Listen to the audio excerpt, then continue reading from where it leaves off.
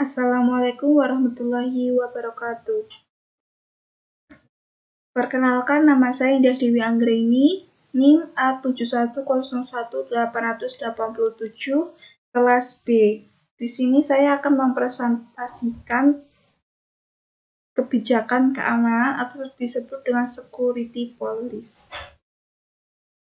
Pertama, definisi security policy, sebuah dokumen keamanan informasi yang berisi prinsip dan strategi tentang berbagai cara yang harus dilakukan untuk mengontrol dan mengatur tata cara mengamankan informasi, baik secara langsung maupun tidak langsung. Adapun tujuannya, memastikan pemanfaatan yang efektif dari sumber daya teknologi informasi secara universitas dan meminimalkan terjadinya kerugian karena penyalahgunaan terhadap peralatan atau sistem yang tersedia baik secara sengaja maupun tidak sengaja.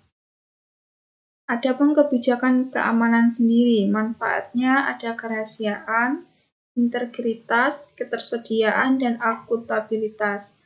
Kerahasiaan sendiri merupakan informasi yang hanya dapat dilihat oleh orang-orang yang berhak untuk melihat dan hanya dapat diubah oleh orang-orang yang diperbolehkan untuk mengubahnya.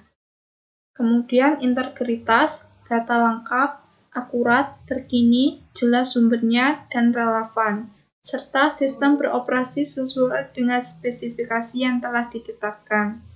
Ketiga, ketersediaan, di mana informasi dan layanan selalu tersedia bagi orang yang tepat pada saat dibutuhkan. Dan terakhir, akuntabilitas, semua aktivitas yang dapat ditelusuri kembali sampai ke sumber informasinya. Keamanan fisik, di mana keamanan ini mempunyai dua, untuk pengguna dan untuk staf, di mana pengguna harus memastikan bahwa peralatan yang digunakan tetap aman, segera menyampaikan kepada staf teknik support IT jika mereka mencurigai adanya penggunaan atau pengunjungan yang tidak sah pada situs tersebut. Dan untuk khusus staf, semua staf harus memastikan bahwa semua pengunjung harus mengisi buku tamu atau melakukan check-in dan dibekali kartu pengunjung. Kantor tidak boleh ditinggalkan oleh semua staf atau dibiarkan kosong pada jam kerja yang normal. Tujuannya sendiri adalah kebijakan pada area ini bertujuan untuk memastikan bahwa semua akses terhadap tempat, sistem, dan data universitas adalah aman secara fisik dengan pengguna menyadari tanggung jawab mereka untuk keamanan situsnya. Nah, adapun kebijakan keamanan itu sendiri yang diperlukan adalah satu, pemeliharaan sistem, di mana kebijakan pemeliharaan sistem ini diperlukan untuk memaksimalkan pemeliharaan terhadap sistem yang berjalan, yang bertujuan untuk memastikan bahwa sistem informasi yang diimplementasikan berjalan dengan baik. Nah, adapun yang cakupan pada kebijakan perawatan sistem ini, yaitu penerapan kebijakan ini diperuntukkan kepada pemangku kepentingan dan pegawai yang berkepentingan di bagian teknologi informasi, dan juga ketiga yang menjadi vendor dalam kebijakan keamanan ini. Kedua, penanganan resiko. Kebijakan penanganan resiko diperlukan untuk menangani resiko-resiko yang mungkin pada saat implementasi sistem yang berjalan. Tujuannya sendiri adalah mengidentifikasi dan menganalisis kemungkinan resiko yang ada pada implementasi sistem informasi di perusahaan.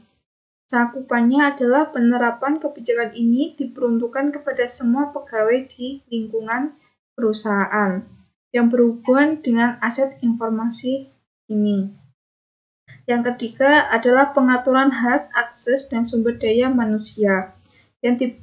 Kebijakan ini diperlukan untuk mengatur batasan dari penggunaan sistem informasi di lingkungan perusahaan yang bertujuan untuk mengendalikan akses pengguna sistem informasi dengan mengatur hak akses pengguna. Tujuan lainnya juga supaya pengurangan risiko dari penyalahgunaan fungsi atau wewenang akibat kesalahan manusia. Nah, penerapan kebijakan ini diperuntukkan kepada pemangku kepentingan dan pimpinan perusahaan untuk menentukan atau mengolah penentuan sumber daya manusia dengan pengaturan hak akses terhadap sistem. Dan terakhir, kebijakan keamanan server. Maaf sebelumnya, keamanan dan pengendalian aset informasi. Di sini pengendalian aset diperlukan untuk mengatur dan mengelola aset informasi perusahaan.